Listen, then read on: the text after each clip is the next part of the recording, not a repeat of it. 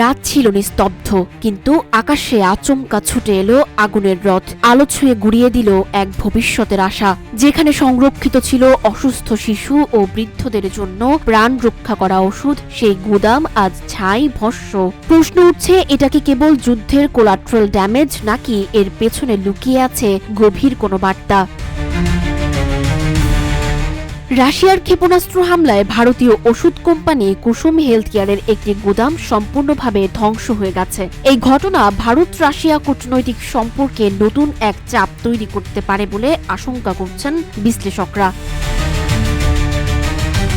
ভারতীয় ওষুধ কোম্পানিটি ইউক্রেনের রাজধানী কিয়েভে অবস্থিত। এদিকে ভারতে নিযুক্ত ইউক্রেনীয় দূতাবাস সামাজিক যোগাযোগ মাধ্যম এক্সে এক পোস্টে জানায়, শনিবার রুশ বাহিনী ইচ্ছাকৃতভাবে কুসুম কোম্পানির গুদামে হামলা চালিয়েছে। এই গুদামে শিশু ও বৃদ্ধদের জন্য অত্যাবশ্যকীয় ওষুধ মজুদ ছিল। দূতাবাসের ভাষ্য অনুযায়ী রাশিয়া ভারতকে বিশেষ বন্ধু বললেও এই হামলা সেই বন্ধুত্বের প্রতি প্রকাশ্য অবজ্ঞা। এটি কেবল কোম্পানির উপর নয়, বরং মানবতার উপরও আঘাত।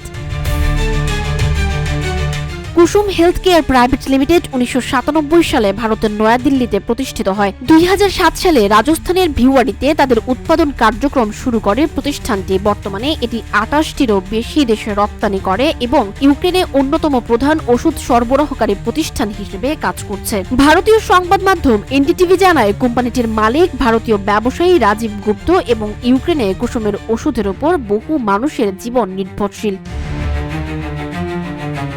অন্যদিকে রাশিয়ার প্রতিরক্ষা মন্ত্রণালয় দাবি করেছে, ইউক্রেন গত 24 ঘণ্টায় রাশিয়ার জ্বালানি অবকাঠামোতে 5টি হামলা চালিয়েছে। তারা এই হামলাগুলোকে যুক্তরাষ্ট্রের মধ্যস্থতায় স্থগিত হওয়া হামলা স্থগিত চুক্তির লঙ্ঘন হিসেবে উল্লেখ করেছে। এই হামলা শুধু একটি গুদামের ধ্বংস নয়, এ যেন কূটনৈতিক সম্পর্ক, মানবিকতা এবং যুদ্ধনীতির প্রশ্নকেও চূর্ণ বিচূর্ণ করে দিল।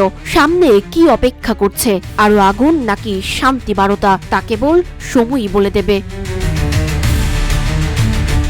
সাজ্জিদ আফরিন, সোনিয়া, রূপালী, বাংলাদেশ।